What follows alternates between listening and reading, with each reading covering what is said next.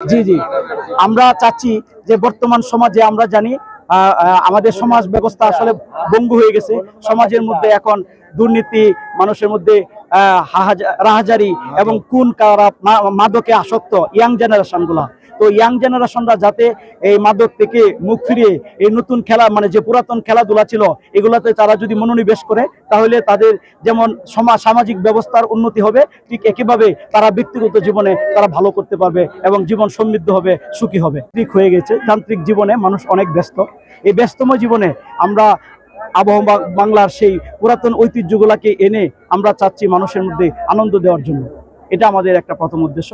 আর দ্বিতীয় উদ্দেশ্য হলো যে বৈশাখী মেলায়, যেমন বৈশাখী মেলায় শুধুমাত্র আমরা জানি যে কিছু লোকজ সংস্কৃতিকে ধারণ করা হয়, পরিদর্শন করা হয়, কিন্তু আমরা চাচ্ছি যে লোকজ সংস্কৃতির পাশাপাশি আমাদের যে হাডুডু খেলা, লাঠি খেলা, কুস্তি খেলা, এই খেলাগুলাকে যদি আমরা সমাজে আবার প্রতিষ্ঠিত করতে পারি, তাহলে দেখা যাবে আমরা নতুন প্রজন্মের কাছে আমাদের যে জিনিসটি বিলুপ্ত হয়ে গেছিল সেগুলো আমরা তুলে ধরতে পারবো।